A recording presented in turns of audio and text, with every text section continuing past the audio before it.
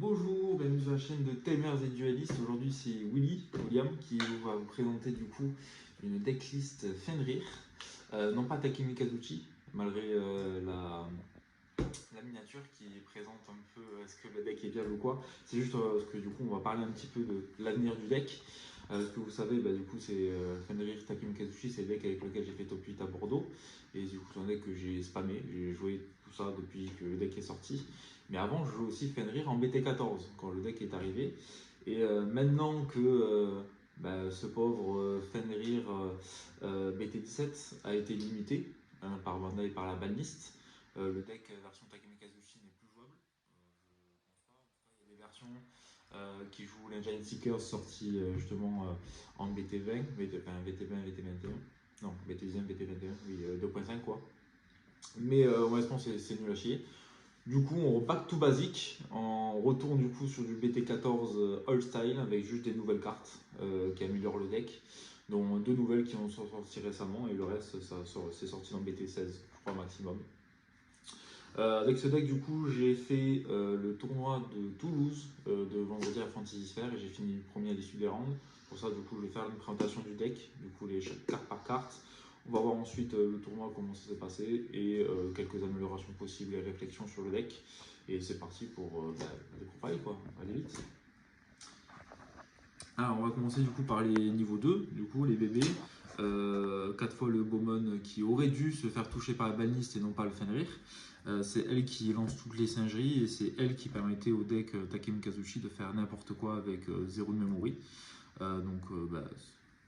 Pourquoi c'est pas elle qui était touchée? On sait pas. Moi, ça permet de jouer à la version BT14, donc ça me va. Vu que c'est mon premier deck que j'ai joué, on va continuer à le rejouer.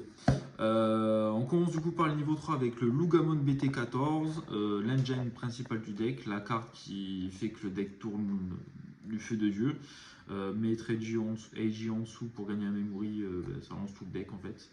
Ensuite, on va jouer du coup le nouveau Lugamon BT20 qui est sorti du coup dans 2.5, qui permet de tuto en on-play du coup un AG et une carte soc. Ou Seekers du coup, mais bon, Seekers c'est pour les nuls. Ça permet de récupérer tellement de nouvelles tutos dans un deck qui n'avait pas besoin de tuto, donc le deck est 40 fois plus rapide, et c'est ça qu'on veut. Et on finit le niveau 3 du coup avec des Ucommon, simplement pour accélérer. Et en plus c'est un free, du coup on verra ça un peu plus tard, ça a son importance. On va passer du coup au niveau 4. Je joue du coup 4 Lougars BT15 ainsi que 3 Lougars BT14.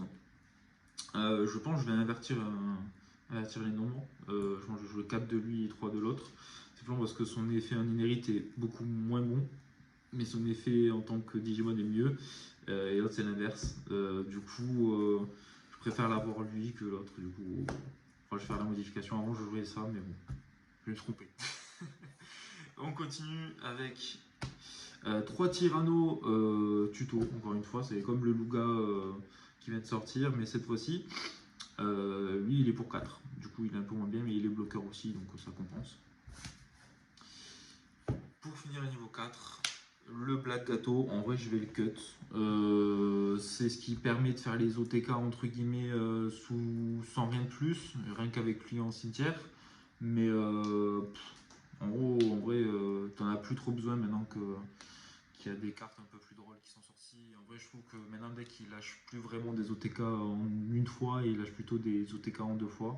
Du coup, plus trop besoin de le jouer, je pense, à mon avis.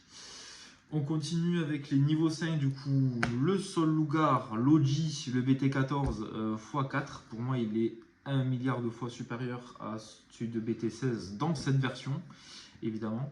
Ce seul défaut, c'est que son effet One Jolly ne discarde pas, sinon ce serait la meilleure carte du deck et la version BT16 ne serait même pas jouée. Mais en fait, je joue quand même x1 le BT16, déjà parce qu'il est beau, cette version-là, je l'ai pimpé. Mais l'inherit, en fait, je le trouve pas forcément bon dans cette version. Justement, dans celle-là, c'est beaucoup plus risqué d'être à beaucoup dans la mémoire négative. Du coup, je trouve ça un peu dangereux. C'est pour ça que je suis pas fan. Avec Takemi Kazuchi, on pouvait détruire tout le board adverse Donc c'était bien, dans celui-là on peut pas détruire tout le board adverse, donc si on se prend un ace et tout, ça nous met dans la panade. Je préfère du coup avoir celui-là, être quasi sûr d'être en memory positive et lâcher les OTK quand même. Hein. Parce que le nombre de fois où j'ai unplay un niveau 3 pour des tapes avec le Fenrir et faire des trucs, c'est mieux qu'être en memory en end of attack. Je trouve ça plus intéressant. On finit avec niveau 5. Les El-Lugar, j'en joue 3 du coup parce que c'est une version BT14, donc le but c'est de cycler le deck. En vrai, la carte est de moins en moins utile, j'ai l'impression, vu que le deck va 40 fois plus vite qu'avant. Peut-être en cut bon, on verra, mais la carte est toujours débile. Dans certains match-up, elle fait les parties toute seule. Dino Bimon, le BT16, l'homme de la situation, l'homme qui rend le deck vraiment débile. Avant on jouait Kimeramon, mais il n'était pas tutorisable parce qu'il était blanc. Lui il est violet, du coup on a plein de cartes qui le récupèrent. Enfin les training quoi déjà, c'est déjà pas mal. En fait la carte est trop forte, elle reborn un free justement. Et spoiler alerte, comme je l'ai dit, le Ukoman est un free. Du coup on peut le reborn, lui donner rush, ce qui permet d'avoir grâce à lui déjà 2 attaques directement. Et du coup, j'ai réfléchi à en mettre un troisième possiblement et remplacer le Black Gato par justement le troisième Dinobi, qui est un homme, une légende, qui permet de passer de niveau 4 à 6 pour entre guillemets 0 de mémo. Donc très très fort grâce à la Diana. Et en plus, partition c'est fort. Il donne son nom au deck. Le Fenrir Lugamon BT14. En fait, il est tellement débile. J'avais oublié en fait à quel point tu pouvais lâcher des OTK de l'enfer dans ce deck. C'est pour ça que j'ai fait quasi que des 2-0 ce tournoi. Parce que tu sais que check 6 en fait avec lui et c'est fort un peu. Rien que l'idée c'est que check 6 j'aime bien. Et possibilité de gérer des niveaux 7 et même des niveaux 8 quand ils sortiront dans le jeu. Donc c'est un peu fort. Le TK de l'enfer. Pour de la consistance, on joue quand même 4 du coup training, les wisdom du coup pour les violets. Excavate 2, récupérer une carte violette, c'est un peu fort, c'est un peu fort. Que dire de plus? Ça permet aussi de donner de la mémo pour faire les plays OTK, sachant que cette version a besoin de memory comparé à l'autre qui pouvait avoir besoin de 0 memory, qui n'avait pas besoin de memory. Pour finir avec les options X-Antibody, pareil, principe de demander de la memory pour 0 et vous pour 1 de moins, donc c'est plutôt bon. Ensuite, 3 Cracker Fang, un Tracker avec l'autre connard d'Alexander et un AG, donc ça c'est pour le total d'AG. En vrai je le trouve très très bon celui-là, je le joue juste en one-off, mais je pense que je vais le passer à 2 parce que Persing c'est plutôt débile dans certaines situations. Mais bon, celui-là le x3, donc je pense juste je vais enlever un AG, je vais en mettre un deuxième comme ça. Et enfin pour terminer, c'est Tamer avec du coup 4 analogues. Tutorise et setup le cimetière tout en permettant que les El-Lugamon justement faire de gagner de la mémo. Le combo basique c'est sortir de breeding avec 2 ou 3 analogues sur le board et avoir des El-Lugamon qui détruisent des trucs tout en recommençant notre tour. Donc c'est très fort. Alors du coup ce tournoi il s'est passé du coup à Toulouse, j'ai fait du coup 2-1, il n'y avait que 3 rounds, j'ai gagné contre Alphamon de rue, voilà j'ai fait un bon petit 2-0 en 10 minutes chrono, parce que c'est un peu fort, ça fait de la GTK. Après j'ai affronté Simon avec son RK, Royal Knight, bon c'est un deck de débile, et mon deck en fait n'était pas préparé à affronter un deck un peu fort, du coup forcément c'est un peu compliqué.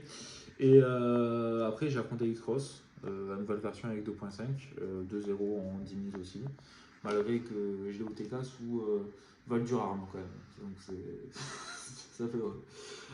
Les améliorations possibles, je pense déjà le sol BT16, je pense que je vais le virer, honnêtement il ne me sert pas à grand chose, je vais essayer d'intégrer le nouveau sol qui est sorti, le BT20 justement, je crois que je l'ai par là, qui permet de donner raid, etc.